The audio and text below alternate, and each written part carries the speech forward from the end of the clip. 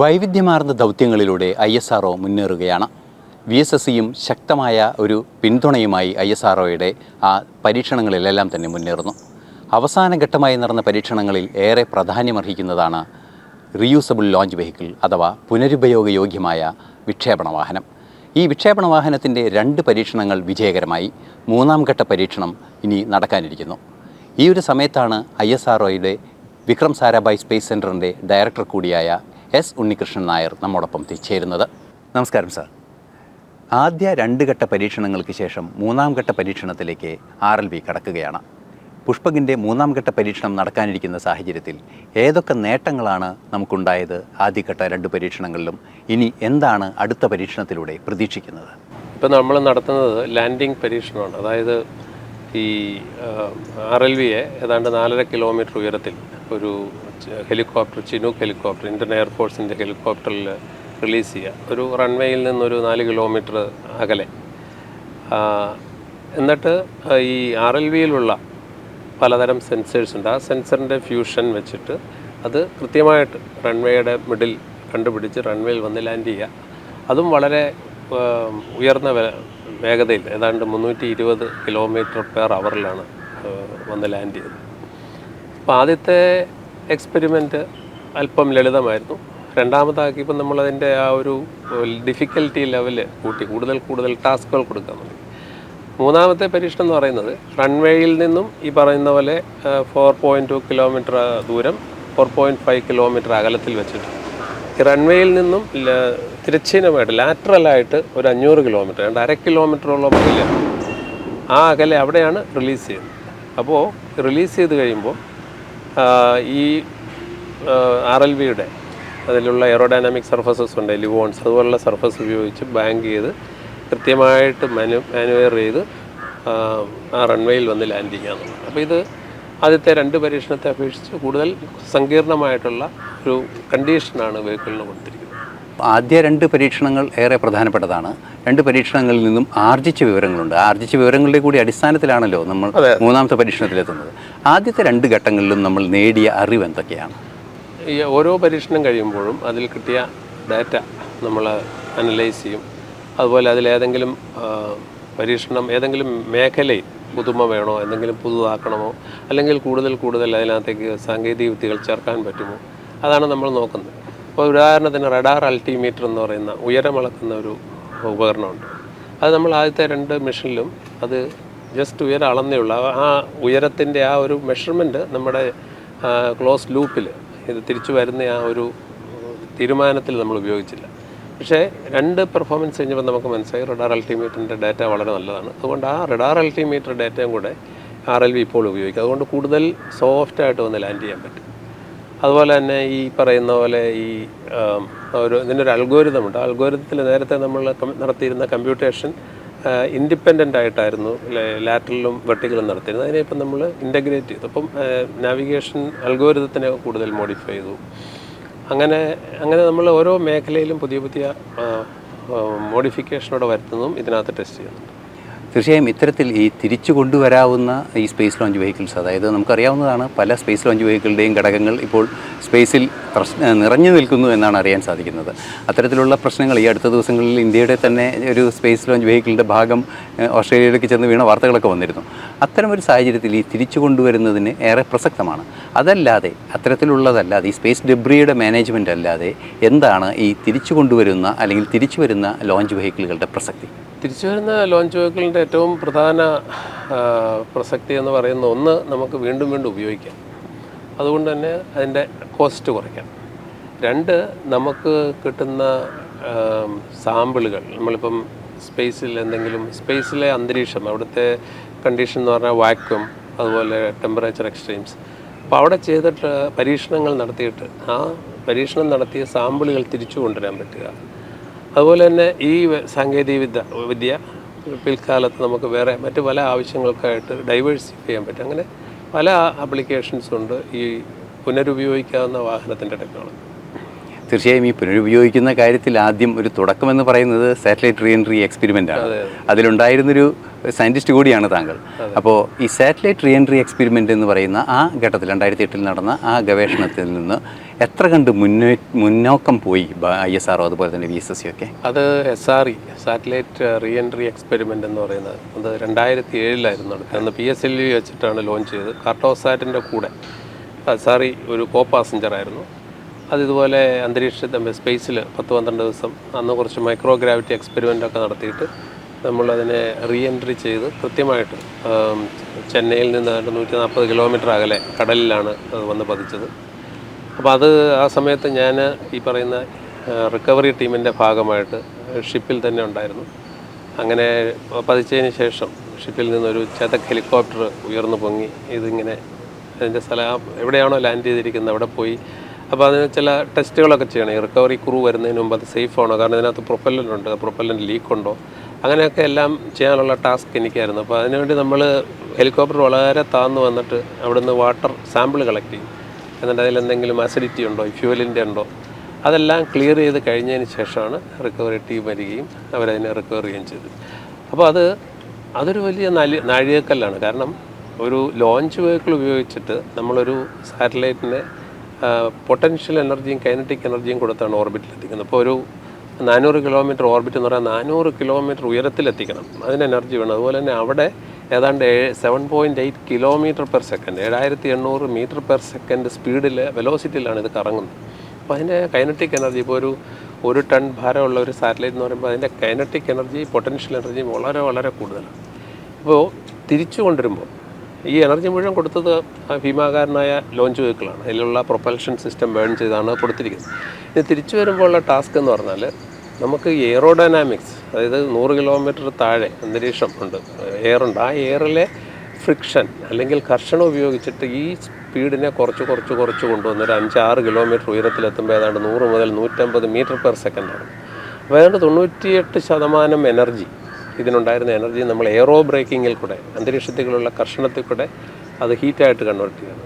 അപ്പോൾ ആ സമയത്ത് വളരെ വളരെ കൂടുതൽ ഹീറ്റ് അല്ലെങ്കിൽ താപം ഉൽപ്പാദിപ്പിക്കും ഈ ഒരു പ്രോസസ്സിൽ. നമുക്കറിയാം ഫ്രിക്ഷൻ കാരണം ഹീറ്റ് ഉണ്ടാകും. അപ്പോൾ ഈ വരുന്ന ഹീറ്റ് ഈ പറയുന്ന നമ്മുടെ റീ എൻട്രി വെഹിക്കിളിനെ ബാധിക്കാതിരിക്കാനായിട്ട് അതിന് പ്രത്യേകം ഒരു താപകവചം തെർമൽ പ്രൊട്ടക്ഷൻ കൊടുക്കും. അപ്പോൾ അത് നമുക്ക് വികസിപ്പിക്കാൻ പറ്റും. ഏതാണ്ട് ഈ സിലിക്ക ടൈൽസാണ്. അപ്പോൾ അങ്ങനെ വന്നിട്ട് ഒരു 5-6 കിലോമീറ്ററിലെത്തുമ്പോൾ പിന്നെ നമ്മൾ പാരച്യൂട്ട് സിസ്റ്റം ഡിപ്ലോയ് ചെയ്തിട്ട് അതിനെ സോഫ്റ്റായിട്ട് ലാൻഡ് ചെയ്യും. അപ്പം ഈ എനർജി മാനേജ്മെൻറ്റ് അതുപോലെ കൃത്യതയോടുകൂടി ഓരോ ഓപ്പറേഷൻസ് നടത്തി പാരച്യൂട്ട് ഡിപ്ലോയ് ചെയ്ത് നമുക്ക് ഉദ്ദേശിച്ച നിർദ്ദിഷ്ട സ്ഥാനത്തിന് ആ പറയുന്ന ഡിസ്പേർഷനകത്ത് ലാൻഡ് ചെയ്യാൻ പറ്റുക എന്നുള്ളതായിരുന്നു ഒരു വളരെ സങ്കീർണമായ സാങ്കേതിക വിദ്യ നമ്മൾ ആദ്യ പരീക്ഷണത്തിൽ തന്നെ വളരെ വിജയകരമായിട്ട് പ്രൂവ് ചെയ്തു. ശരിക്കും പറഞ്ഞാൽ അതൊക്കെയാണ് നമുക്ക് പിൽക്കാലത്ത് മനുഷ്യനെ ബഹിരാകാശത്ത് കൊണ്ടുവന്നതിന് നമുക്ക് കഴിയും എന്നുള്ള ഒരു ആത്മവിശ്വാസം നൽകി. തീർച്ചയായും ആ ഒരു ഫ്രിക്ഷൻ, അതായത് നേരത്തെ നമ്മൾ സാറ്റലൈറ്റ് റീ എൻട്രി എക്സ്പെരിമെൻറ്റിൽ ഉണ്ടാകുന്ന ഫ്രിക്ഷൻ 2000 ഡിഗ്രി സെൻറ്റിഗ്രേഡൊക്കെ അതിൻ്റെ പ്രതലത്തിൽ താപം ഉണ്ടാകുമെന്നാണ് കണക്കാക്കിയിരുന്നത്. സമാനമായൊരു പ്രശ്നം സ്പേസിൽ നിന്ന് ഇപ്പോൾ നമുക്ക് പിന്നിൽ കാണുന്ന ഈ മോഡലിൻ്റെ, അതായത് പുഷ്പകിനും ഉണ്ടാവാൻ സാധ്യതയില്ലേ? അതിന് ഈ പുഷ്പകിനെ എങ്ങനെയാണ് പ്രതിരോധിക്കുന്നത്? ഹീറ്റ് റെസിസ്റ്റന്റ് ടൈൽസ് ഒക്കെ. പുഷ്പകിൻ്റെ ഈ ഒരു ഷേപ്പ് നോക്കിയാൽ അറിയാം, അത് ഒരു വിമാനം പോലെയാണ്. അപ്പോൾ അതിന് സാധാരണ വിമാനങ്ങളുടെ ഒക്കെ ഷേപ്പ് എന്ന് പറഞ്ഞാൽ ഡ്രാഗ് കുറയ്ക്കുന്നതിന് വേണ്ടിയിട്ടാണ് അതിൻ്റെ ആ എയറോഡൈനാമിക് ഷേപ്പിംഗ് നടത്തുന്നത്. കാരണം ഫ്യൂവൽ എഫിഷ്യൻസി കൂട്ടാൻ വേണ്ടി ഡ്രാഗ് കുറയ്ക്കുക എന്നുള്ളതാണ്. പക്ഷേ ഇവിടെ നമുക്ക് ഒരു ഓപ്പോസിറ്റ് റിക്വയർമെൻറ്റാണ്. ഇതിന് തിരിച്ചു വരുമ്പോൾ ഡ്രാഗ് കൂട്ടണം. അപ്പോൾ ഇതിൻ്റെ ഈ ബോട്ടം ബെല്ലി കാണാമല്ലോ, ഈ ബെല്ലി സർഫസ് നേരെ ഇങ്ങനെ വരുന്നത് നമ്മളതിനെ ആംഗിൾ കൂട്ടി ലാർജ് ഏരിയ ഈ എയറിനെ ഫേസ് ചെയ്യുന്ന രീതിയിലാകും.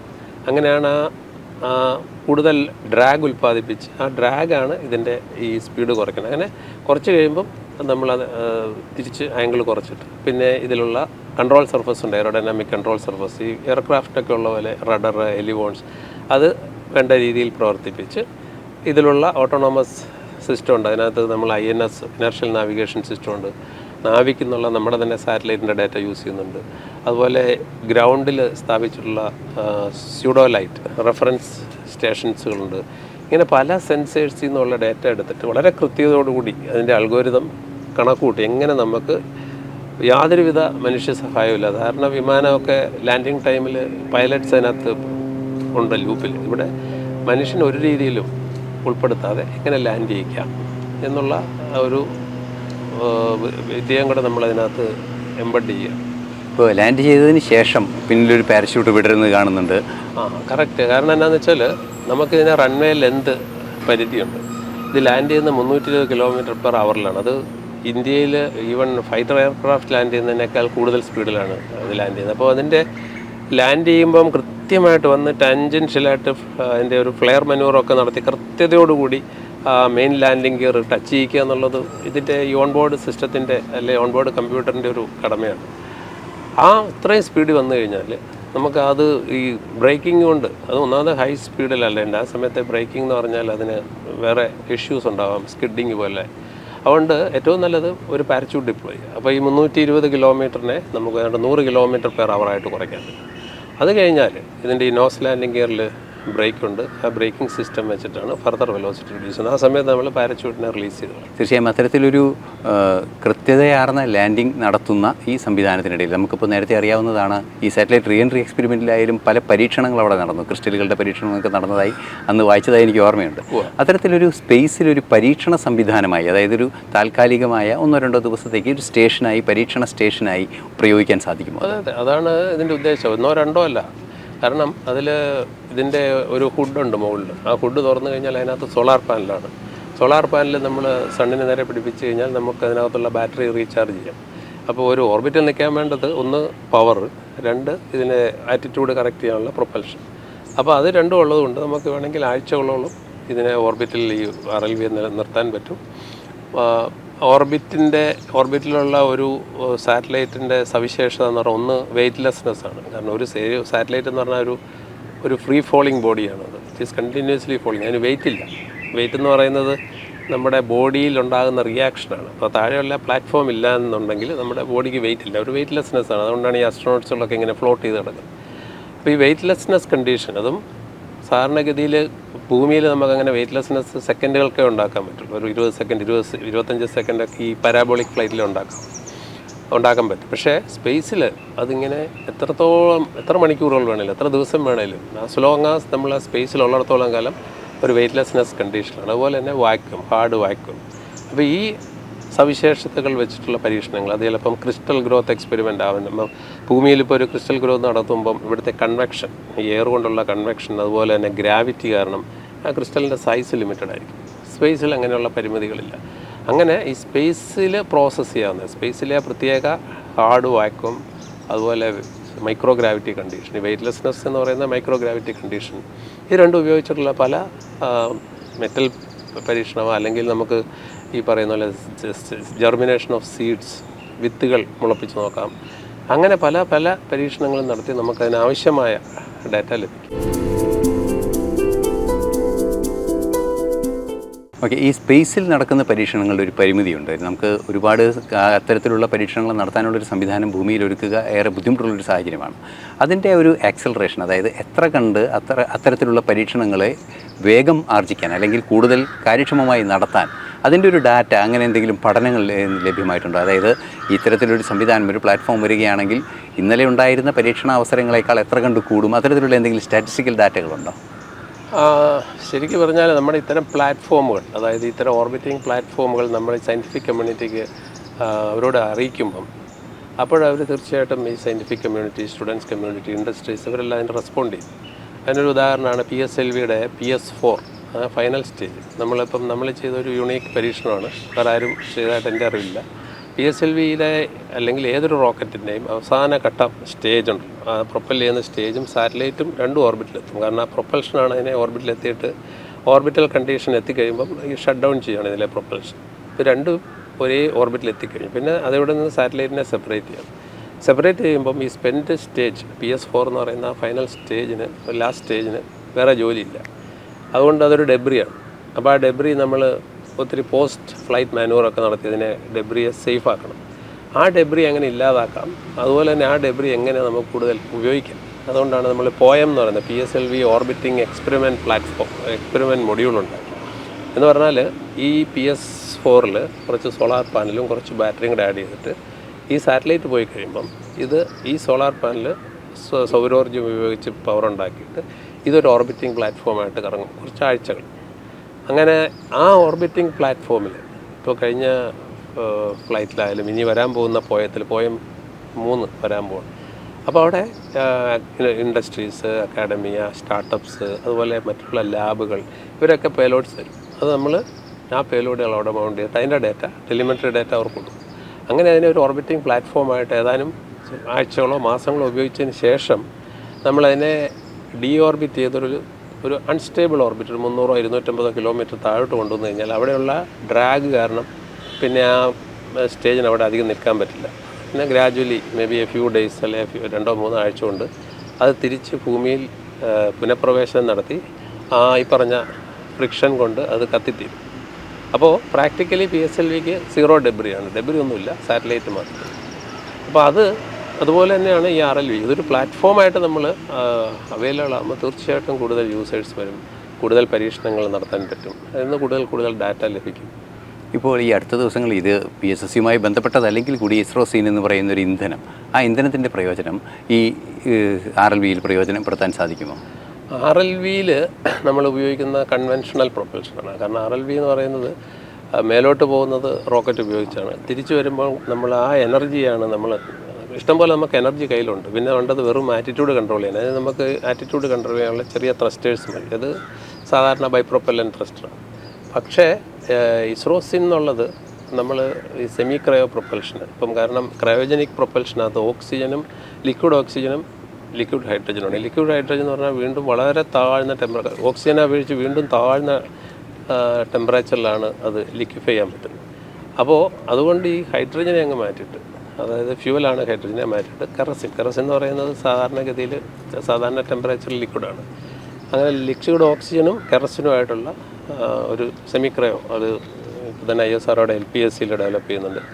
അതുപോലെ തന്നെ നമ്മൾ സ്ക്രാംജെറ്റ് പ്രൊപ്പൽഷൻ എന്ന് പറഞ്ഞ സൂപ്പർസോണിക് സ്ക്രാംജെറ്റ് പ്രൊപ്പൽഷനകത്ത് അതിനകത്ത് ഇതുപോലെ ഓക്സിജനും കെറസിനോട് ഉപയോഗിച്ച് ഉള്ള പരീക്ഷണങ്ങൾ നടത്തി എങ്ങനെ ഒരു സൂപ്പർസോണിക് കണ്ടീഷണൽ കമ്പഷൻ നടത്താം, അതായത് ഈ കൊടുങ്കാറ്റിൽ എങ്ങനെ ഒരു മെഴുകുതിരി കത്തിക്കാം എന്ന് പറയുന്ന പോലെ സൂപ്പർസോണിക് കമ്പഷൻ നടത്തി കഴിഞ്ഞാൽ അതിന് ഒത്തിരി സാധ്യതകളുള്ളതാണ്. ഈ പറയുന്ന പോലെ ഹൈ സ്പീഡ് ട്രാൻസ്പോർട്ടേഷൻ അല്ലെങ്കിൽ സിംഗിൾ സ്റ്റേജ് ടു ഓർബിറ്റ്, അന്തരീക്ഷത്തിലെ എയർ ഉപയോഗിച്ചിട്ട് നമ്മൾ എങ്ങനെ കമ്പഷൻ നടത്താം, എയർ ബ്രീത്തിങ് പ്രൊപ്പൽഷൻ, അതിൻ്റെ പരീക്ഷണങ്ങൾ ഇപ്പോൾ VSSC നടക്കുന്നുണ്ട്.